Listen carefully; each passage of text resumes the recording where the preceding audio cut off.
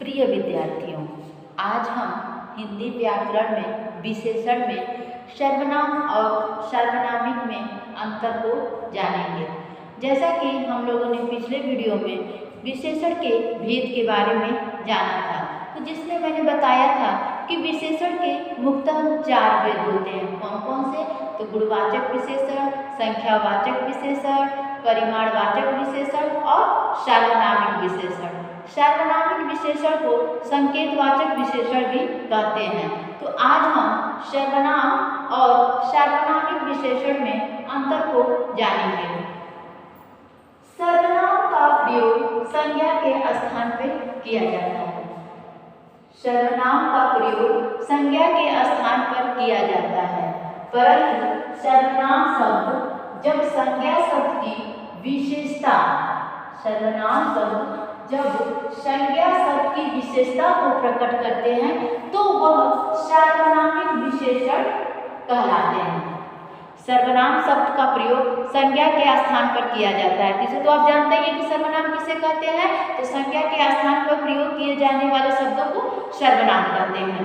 तो वही है कि सर्वनाम का प्रयोग संज्ञा के स्थान पर किया जाता है, लेकिन वही सर्वनाम शब्द जब संज्ञा शब्द की विशेषता को प्रकट करते हैं तो वह क्या हो जाता है? सर्वनामिक विशेषण कहलाता है। जैसे वह पढ़ रहा है, वह पढ़ रहा है, तो वह यहाँ क्या हो गया है?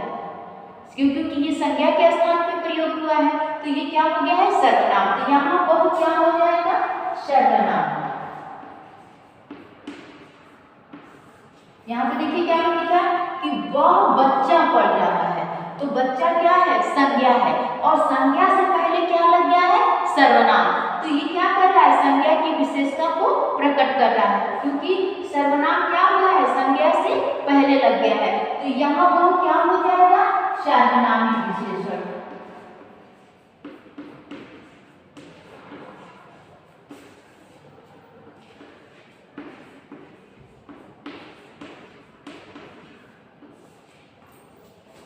वह पढ़ रहा है, सर्वनाम, क्योंकि यह क्या है? संज्ञा के स्थान पर प्रयोग किया गया, तो ये क्या हो जाएगा? सर्वनाम। वह बच्चा पढ़ रहा है, तो यहाँ क्या है? ये संज्ञा की विशेषता को प्रकट कर रहा है, क्योंकि बच्चा क्या है? संज्ञा है, और संज्ञा से पहले क्या लग गया है? सर्वनाम। तो ये क्या हो जाएगा? सार्वनामिक विशेषण। उसी प्रकार वह जा रहा है और वह लड़का जा रहा है,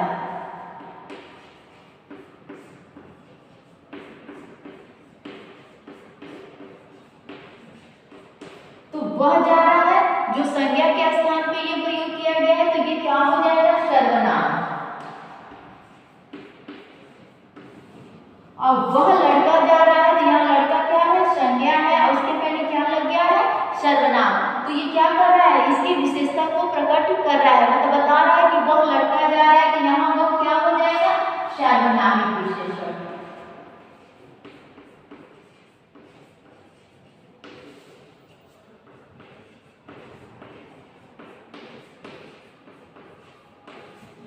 तो क्या होगा कि सर्वनाम का प्रयोग संज्ञा के स्थान पर किया जाता है, लेकिन जब सर्वनाम शब्द संज्ञा शब्द की विशेषता को प्रकट करता है तो उसे हम क्या कहते हैं? सार्वनामिक विशेषण।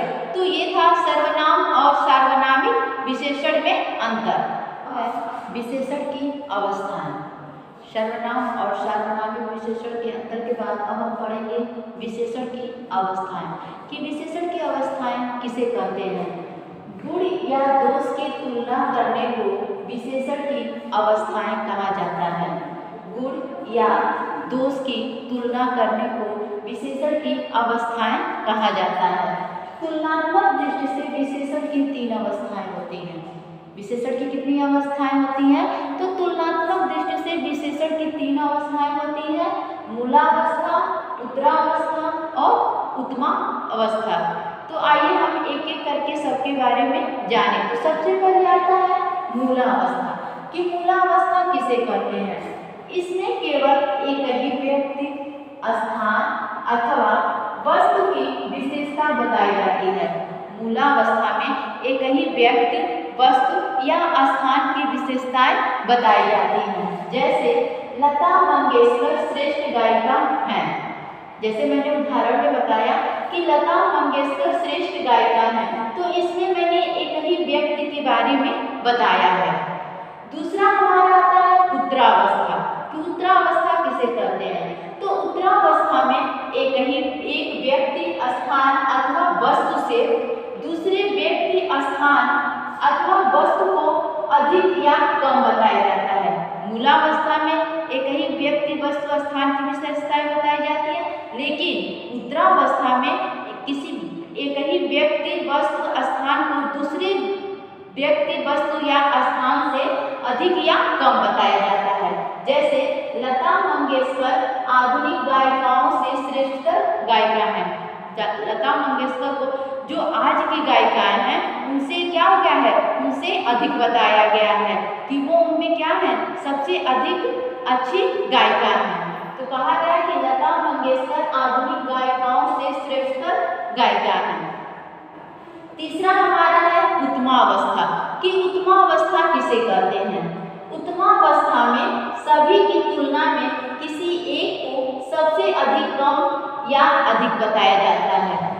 उत्तमावस्था में सभी की तुलना में किसी एक को सबसे अधिक या कम बताया जाता है। जैसे लता मंगेशकर श्रेष्ठतम गायिका हैं। देखिए, पहले में मैंने क्या कहा है कि वो श्रेष्ठ गायिका हैं, बस मैंने इन्हीं के बारे में बताया है, इन्हीं की विशेषता को बताया है कि लता मंगेशकर श्रेष्ठ गायिका है। दूसरे में मैंने दूसरे लोगों से तुलना की है, जो आधुनिक गायिकाएं हैं, जो आज की गायिकाएं हैं, तो उनमें हमने क्या बताया कि लता मंगेशकर क्या है, उनसे अच्छी गायिका है। तो मैंने यहाँ लिखा कि लता मंगेशकर आधुनिक गायिकाओं से श्रेष्ठ गायिका है। और हम तीसरा में मैंने बताया कि लता मंगेशकर श्रेष्ठतम गायिका है, मतलब आज तक जितनी भी गायिकाएं हैं उसमें सबसे अच्छी गायिका कौन है, तो लता मंगेशकर। तो पहले में क्या होता है, एक ही व्यक्ति, वस्तु की विशेषता बताई जाती है, दूसरे में एक व्यक्ति को दूसरे व्यक्ति से तुलना की जाती है, और तीसरे में उसको क्या किया जाता है, मतलब सभी की जो तुलना होता है उसमें सबसे अधिक या कम बताया जाता है कि वो कैसा है। तो मैंने एग्जाम्पल देकर भी, उदाहरण देकर भी आपको बताया कि लता मंगेशकर श्रेष्ठ गायिका है, तो ये मूलावस्था का है, इसमें एक ही व्यक्ति की विशेषता को बताया गया। दूसरे में लता मंगेशकर आधुनिक गायिकाओं से श्रेष्ठतर गायिका है, तो मतलब आज की गायिकाओं से उनको तुलना करके बताया गया कि वो उनसे अच्छी गायिका है। और उत्तमावस्था में लता मंगेशकर श्रेष्ठतम गायिका है, कि मैंने बताया कि जितनी भी गायिका है उसमें सबसे अच्छी गायिका कौन है, तो लता मंगेशकर है। तो इस प्रकार विशेषण की कितनी अवस्थाएं होती हैं बेटा, तो विशेषण की 3 अवस्थाएं होती हैं, मूलावस्था, उत्तरावस्था और उत्तमावस्था। उम्मीद है कि आप लोगों को विशेषण की अवस्थाएं और सर्वनाम और सर्वनामिक विशेषण में अंतर समझ में आया होगा। धन्यवाद।